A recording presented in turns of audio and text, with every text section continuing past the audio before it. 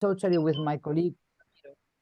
I think these obstacles that sometimes are exposed from Brussels, from the European Union side, as if they are the key issues between the countries, that are just mere hurdles, mere administrative or obstacles that are posed there in order to delay the process, right? Not because there is a real issue with when it comes to human rights violations or when it comes to democratic stance in the countries. And on the other hand, I think we need to explore other organizations, such as the General Secretary for Iberoamerica, which is not just Latin America, as in the Latin American countries, but also with Brazil and Portugal, right, Ramiro? Is it so? It's in Andorra, I think. And it's Andorra. Whole Latin America and Iberoamerica, let's say, countries, plus Spain, Portugal, and Andorra. Again, yes. See, you need to note down, you and all your colleagues, you need to note down those names: Latin America, Iberoamerica, which is a slightly different. And I think the General Secretariat for the Ibero-American countries, it includes 22 European and Latin American countries. And also in those countries, we have to know that Brazil is included, okay? That's why it's Iberoamerica. So again, the General Secretary for that, the offices are here in Spain, in Madrid, and there are other like organizations that try to consolidate and to maintain those historic and cultural ties between Spain, Portugal sometimes, but specifically Spain and the Latin American region. Okay, so again, Spain is a key country when it comes to economic investment opportunities in Latin America, but also for the European Union, it is the I would say the key or the entrance door for all European countries into the Latin American region. They have to knock at Spain's door. Thank you for your response.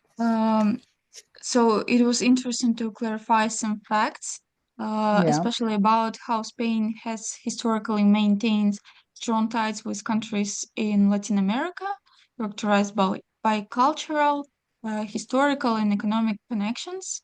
Also, it is important to highlight about, as you mentioned, the Spain diplomatic relations with Latin America, etc. And I yield the floor to my colleague, to Maurice, and her questions.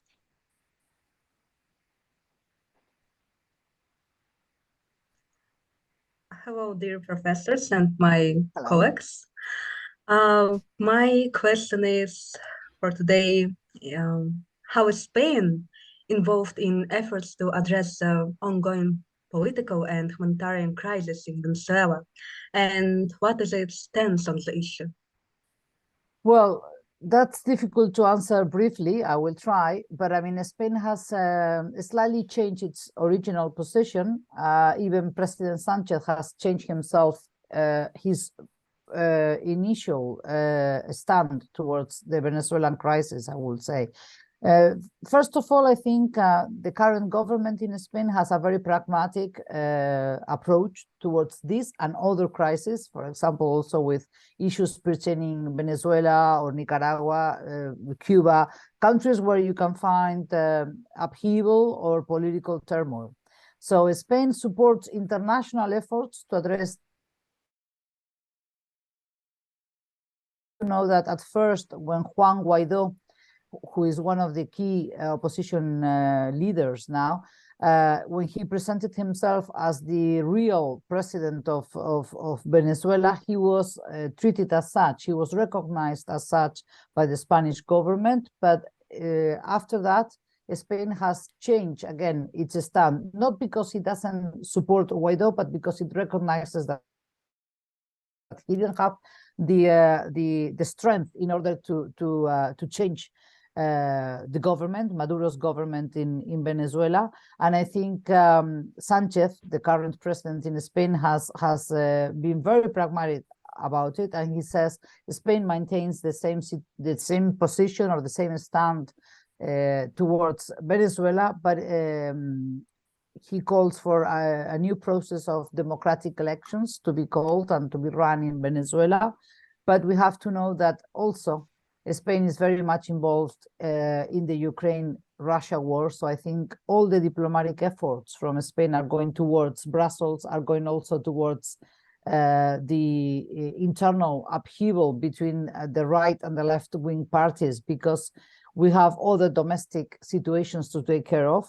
So finally, I will have to comment that as far as I know, Spain would like another new democratic elections process to be open and run in Venezuela. And I think we also have a large influx of Venezuelan and double nationality nationals, citizens, that is to say, Venezuelans that have a Spanish passport, that they have just immigrated into Spain.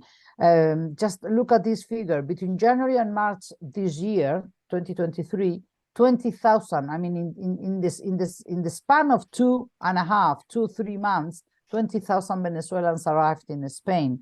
They're the largest. The three large immigrant groups in Spain today are Moroccans, Colombians, and Venezuelans. So, I mean, there are very, very strong ties with Venezuela, and the Venezuelans, together with the United States, I think they prefer to come and immigrate into Spain. And so I will say, for the time being, I think nothing more daring, or there is no other solution being proposed from the Sanchez government. Let's put it that way. I mean, we are involved with international efforts, but calling for the new elections to be run in Venezuela, but I don't think there is a different stand from that, at least for the last few months.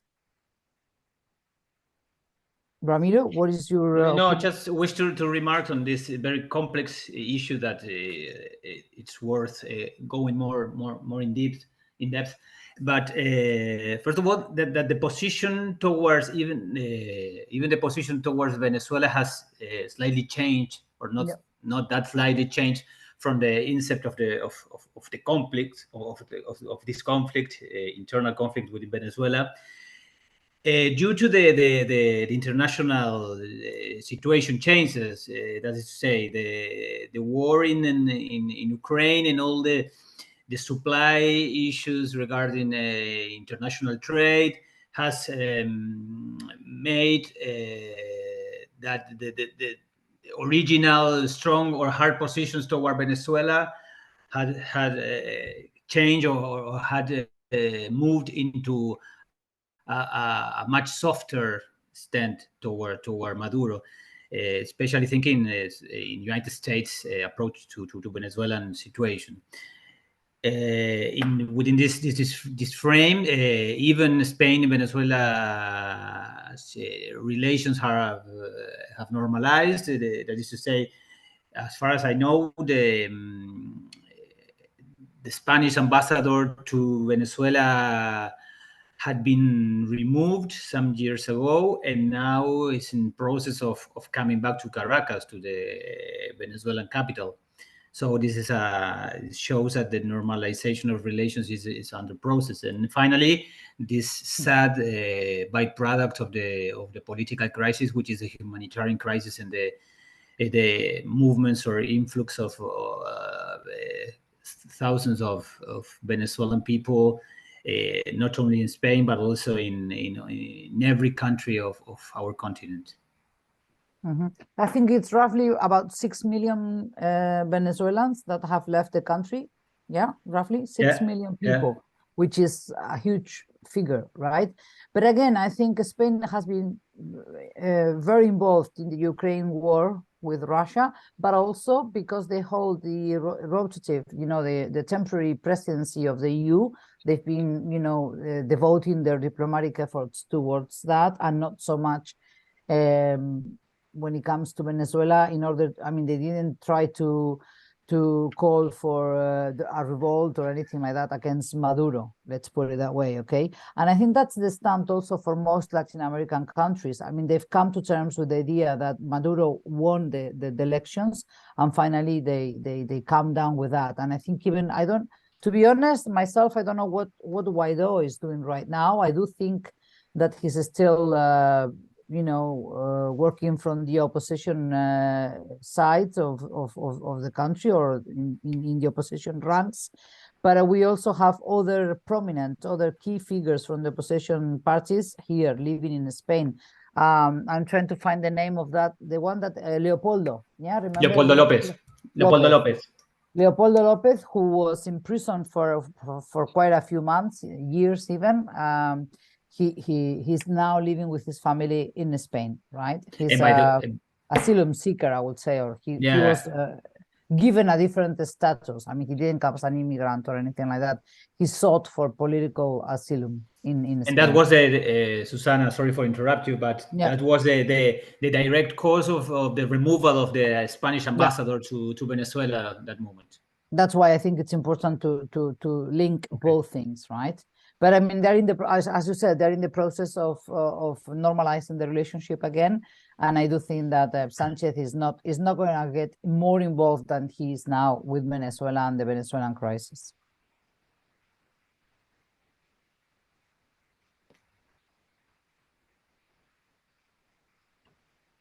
Thank you for answering.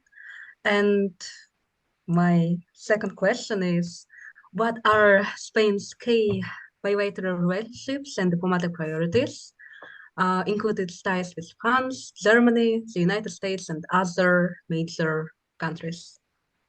Let me see again that question.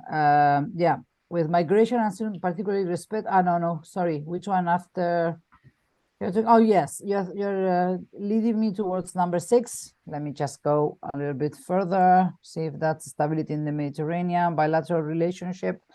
Well, I think Spain has very strong ties, as I say that in my PowerPoint, with France, with Germany, and it's very committed, as I said at the beginning. It's a very pro-European country, and the citizens in Spain also share this general opinion that it has been a very positive impact, the entry of Spain into the European Union or adhering to the European Union in '86.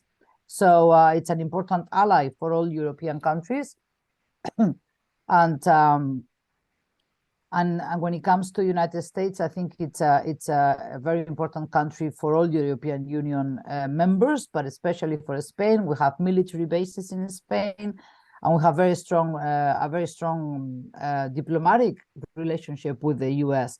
That is not to say that the society is divided. When it comes to the general overview, the general public opinion about the United States, I do think that most people that you will talk to today will say that we don't agree with all foreign policy coming from the US when it comes to the Middle East, when it comes to Africa interventions, especially military interventions. I think the government is obliged to its agreements, and it's obliged to say that it's a strong ally for Spain. But when it comes to the public opinion, I think that's where in that particular point, that's where you're going to find divisions, I would say. But again, I don't think there is anything or nothing coming our way now to say that Spain is going to cut the ties with the US, or that we have,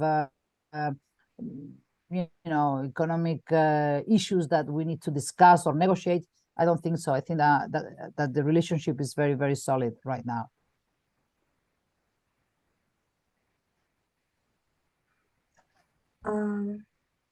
Yes, thank you for answer. And my groupmate, Aruzhan, will continue. Yeah. Hello, Professor Mangana. My name is Aruzhan.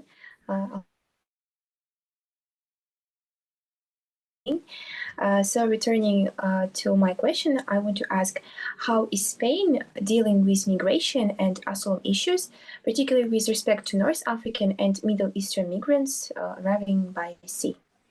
Yes, well, that's as I said before, it's a key issue. It's a key problem as well, I would say, or at least the European Union regards asylum seekers and migrants like a big threat for not just for the cultural and for the cultural issues, but I mean, they don't know how to deal with this problem.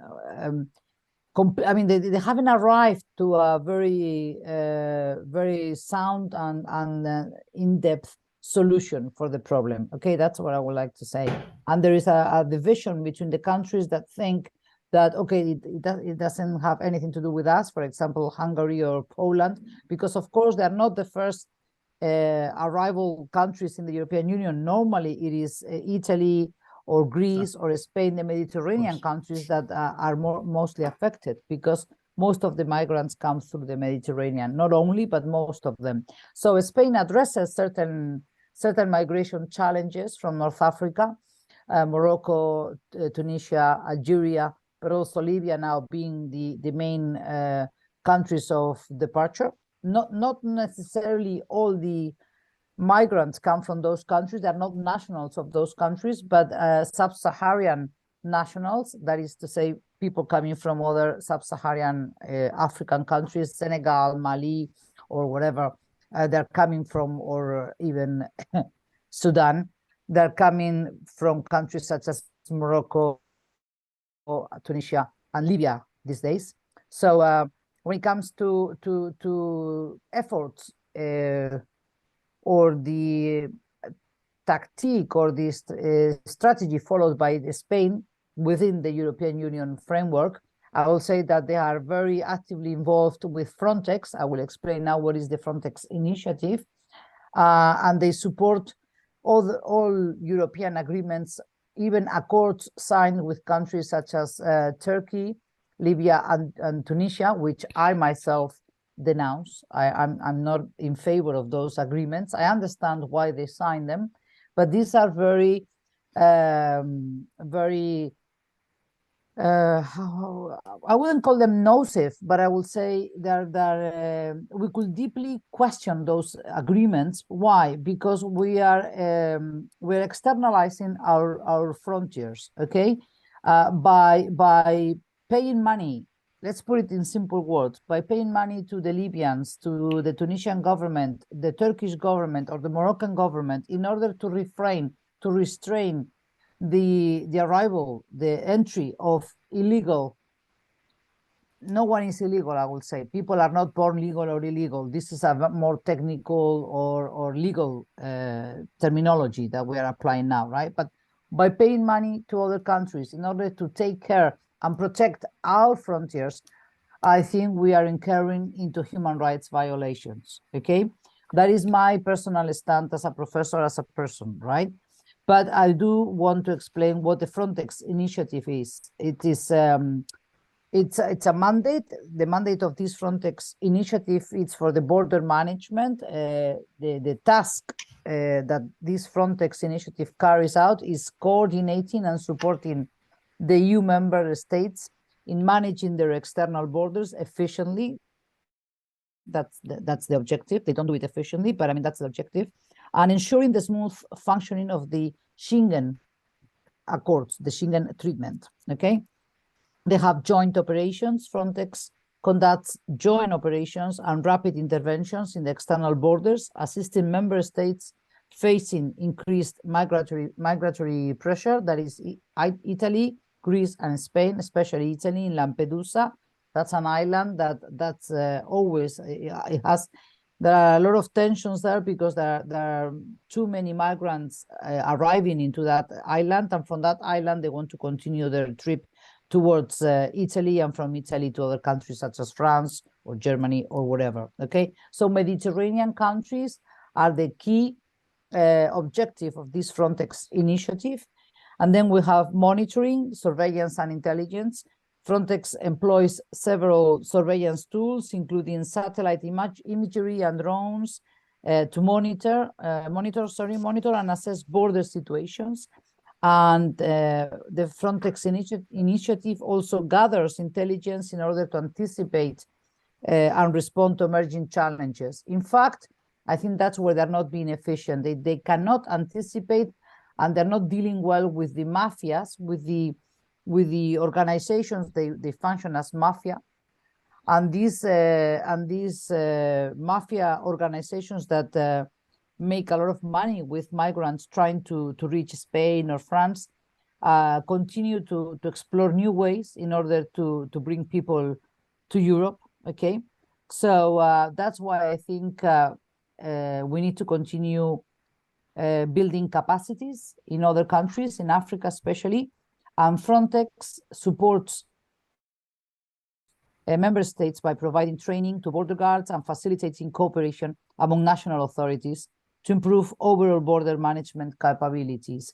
And in that sense, I think Spain is providing cooperation agreements with other African countries, especially developing police and security skills with the border guards. And we have signed agreements as Spain, not just European Union, but as Spain unilaterally. We have signed agreements with Morocco, Mali, Guinea-Conakry, Gambia, and Ivory Coast, or Costa de Marfil, as we call it. Both names are possible. And you have to know that also Spain fully supports the Frontex initiative, but also it supports European agreements and treaties such as the Dublin regulations and accords. There are many other treaties that have to do with asylum seekers and different ad hoc agreements that they have signed in the framework of the European Union. For example, for the Ukrainian citizens traveling since last year, since the beginning of the war, to different countries in the European Union, they have been given a laissez-passer, a different temporary agreement, sorry, which is not the typical solution that the EU offers to other asylum seekers or migrants. For example, someone from Morocco, someone from Afghanistan will not be issued that laissez-passer. Isn't that the case, Ramiro? I mean, it's a acuerdo temporal, right? They call it. Yes. A temporary status that is being granted automatically to any Ukrainian citizen that wants to establish its residency or to live in any of the EU member states. And that's a different situation. That's why I was explaining that your questions are very important, but they're too general. And when we need to go into the details, we need to have a lot of laws and agreements and treaties in mind. But I'm just registering there the most important and the current ones, Frontex, Dublin regulations, and the current situation between Spain and Morocco, which is also a hot issue, right? I mean, with Morocco, we have many tensions, especially due to immigration, fish and other economic accords, but also the Western Saharan issue, which we'll talk about it later if you want. Let me just remark that this issue about migration is one of the main topics that Susana, Professor Mangana, is an expert of. So it's a really privilege for me, and I honestly think for you all to have it now within this meeting. I mean, just for you to know that, I mean, you can also Google this up. I mean, the Dublin regulation, it sets a lot of rules that determine which member state is responsible for examining an asylum application, okay? But I mean, this regulation, it includes first country of entry, family reunification, efficient asylum process, streamlining. So for me, one of the most important articles in this Dublin regulation is the first country of entry. Why? Because the member state where an asylum seeker first enters the EU is generally responsible for processing their asylum claim. That is to say, if someone coming from Senegal or from Africa comes through Italy or through Greece, those are the first country of entry. So this Dublin regulation specifically addresses the need, the responsibility of these countries to deal with. They want to enter the European Union through Italy, through Greece, so we need to solve this issue without saying, go on with your trip, follow your trip or follow your destination and arrive in France or in Spain with your problems, okay? So these are situations that create tensions and they require negotiations between the European Union member states, and I think you need to keep that in mind. But again, it's good that we are at least discussing these issues and adjusting the laws and the regulations. And also the Dublin regulation tries to have an efficient asylum process They don't always, of course, achieve it. But this Dublin regulation aims to streamline the asylum process and prevent multiple applications in different member states. That's why I'm saying that the first country is responsible for dealing with all the administrative and legal process of the asylum seeker documents, let's say, and not just to transfer the responsibility to another country. And I think that if it is properly done, that should be much more efficient, because it avoids this issue of no, but they don't want to be in my country, they want to go to Germany, so let Germany deal with the issue. Because remember, we don't have borders between the EU member states, so you can actually board on a bus in Poland and arrive in Spain through roads. I mean, just by driving, like I did when I went to Ukraine. I came with 3 buses full of Ukrainian citizens, refugees, and no one stopped us in any of the countries that we went through, not even in Germany or France, until we arrived to Spain, final destination in Spain. So that's why this is all very important, yeah, to have all these agreements. And the last thing I will say about this question about migration and asylum seekers, the European Union has signed these treaties with Turkey, with Libya, and also with Tunisia now. And of course, in exchange for signing those agreements, these countries get a large amount of money. They also get visa exemption sometimes. And I think it's why I was saying before that I think there are very bad agreements, or that we at least we have the obligation, the duty of discussing them. Why? Because the European Union, it's washing its hands from the problem. They're transferring the problem to the other country. Why? Because if human rights are being violated in those countries, the European Union can still say we don't commit any violations. It is Turkey, it is Libya, or it is Tunisia that is incurring into those violations. And I think that's very hypocritical. Do you understand what I'm trying to say, Arusan? Yes?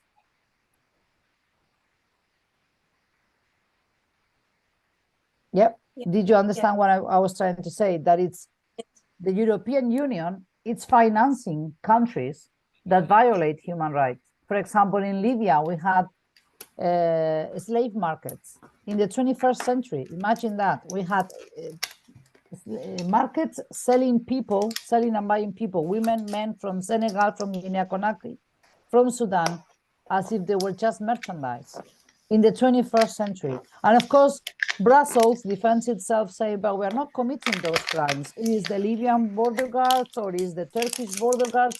And I think that is terrible. Okay, that is something that has to be denounced.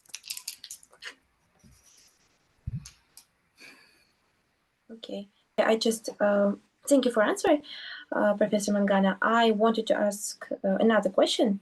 Yes. How Spain contributing to the stability and cooperation in the Mediterranean region, and especially with countries like Morocco and Algeria? Well, again, a large question with many, many different levels of analysis, okay? But I mean, basically, Spain has always been also active, at least from the return of the democracy in the 70s. Spain has been collaborating with other Mediterranean countries, including the ones you mentioned, Morocco, Algeria, etc., to promote stability, to promote economic development.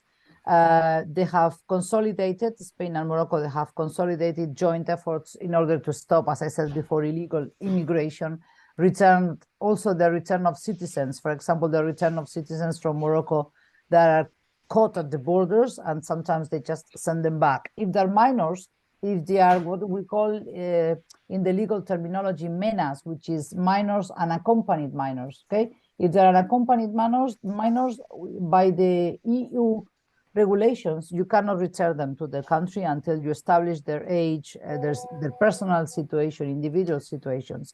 But again, there are tensions still between Morocco and Spain, between both governments, because of the Western Saharan issue, which is one of the last colonies that Spain had. We still have two other cities that are sometimes debated, Ceuta and Melilla. They are Spanish cities in Africa. Sometimes the Moroccan government tries to pretends to have a demand on those. I mean, they claim sovereignty of those cities as well, but I mean, I think that they're not a large issue today. However, the Western Sahara, it is a question there. And Sanchez, the current government, has changed its foreign policy towards the Western Sahara. Why? Because they have finally agreed with the Moroccan position.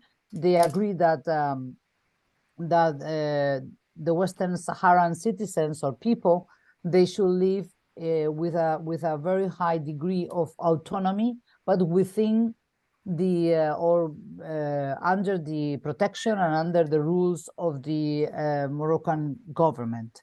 And that is something that goes against the international law and against the international recommendation from the United Nations, because Spain was the colonizing country until 73, 75, right? Franco died in 1975, but in 1973, Spain abandoned, or they left, the Western Sahara territory, and the Moroccan government with the king joining a massive protest, people walking with their flags, the Moroccan flags. They enter the Western Sahara and they claim sovereignty over that territory, okay? So it is a dispute, an international dispute that is ongoing, and that's the reason for many tensions between Spain and Morocco. But I will say that that Spain is committed to the Euro-Mediterranean process, although I will have a lot of things to say about the Euro-Mediterranean process. It began in 1995, and it was supposed to be a very good forum for the Mediterranean countries to discuss possibilities of achieving economic development, sustainability, and also exploring opportunities, for example, when it comes to gas and petrol exploration, etc. But the process has been lacking in recent years. It has been lacking the strength in order to continue with their initial works, I would say, right? As you see there, it says, despite early successes, France's influence resulted in its neutralization, impacting Spain's future strategic, economic, and peace-building opportunities in the region. That is to say, as a summary, Spain is collaborating, is working side by side with Brussels in order to promote and launch this or other different process that focus on the Mediterranean space. But right now, I think they're too worried and too preoccupied with migrants coming through the Mediterranean. So all the efforts, diplomatic efforts of Spain and the EU, when it comes to the Mediterranean, go towards refraining migrants from coming to Italy, Spain, etc. Okay, so again, other initiatives that in the 90s were valid, that were helping less developed countries such as Tunisia, Algeria, etc., have been stopped. They are in standby. And we can't forget also that for over 10 years, since 2011, for over 10 years, these countries that you just mentioned, Morocco, Tunisia, Libya, Algeria, in a process that we call, all of them are known as the Arab revolts, okay? The Arab Spring, yeah? So again, there is stability in the Mediterranean, but there are certain threats coming from these asylum seekers, illegal migrants, mafia groups or mafia organizations working in the Mediterranean, and that is the main concern right now, I think, for Spain and for the EU.